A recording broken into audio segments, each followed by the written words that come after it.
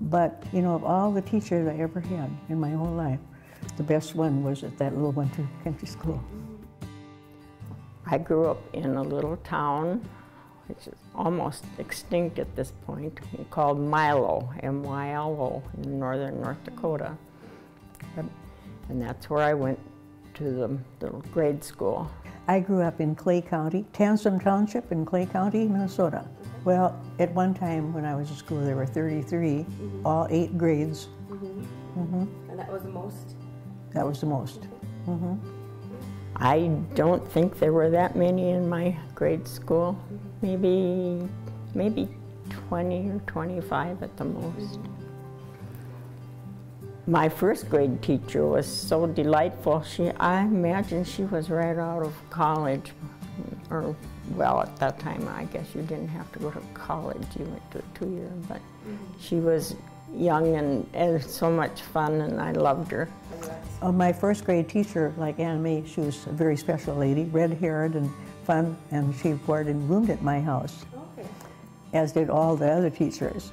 Dad was chairman of the school board, and so he, so we had quite the discussions at the dinner table.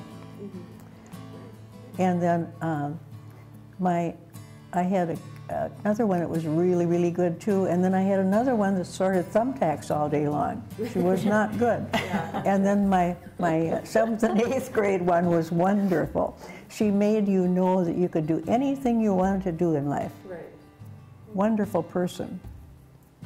You know, and if you were able to talk to your favorite teacher again, what would you tell them?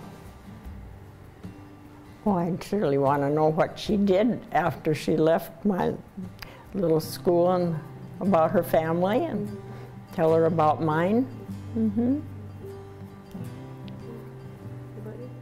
Well, I got a chance to tell her. But as I said, she had this untimely death. Yeah, and it would be nice if we could tell them how much we enjoyed them.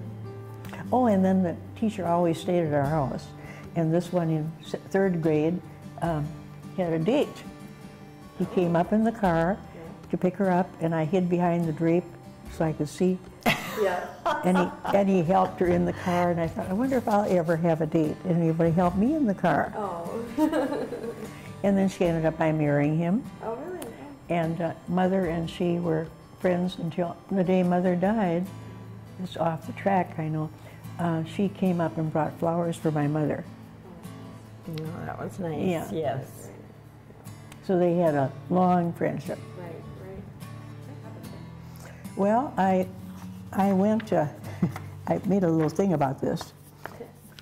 We decided to see what the schoolhouse was like.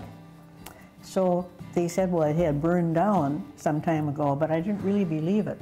So I left Pelican Lake and in a rental car, and I kept on until I came to a road with growing up over, and said, enter at your own risk. So I drove it, and I went till we found the schoolhouse. And there wasn't any schoolhouse there. It had burnt down.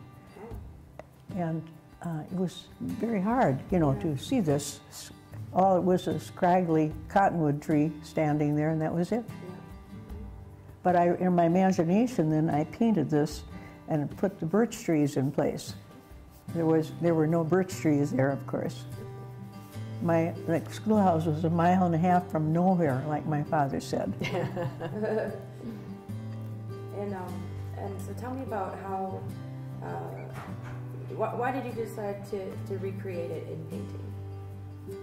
You know, painting, because it's the essence of me.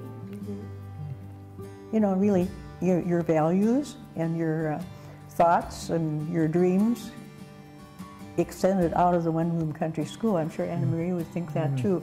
You envisioned the world.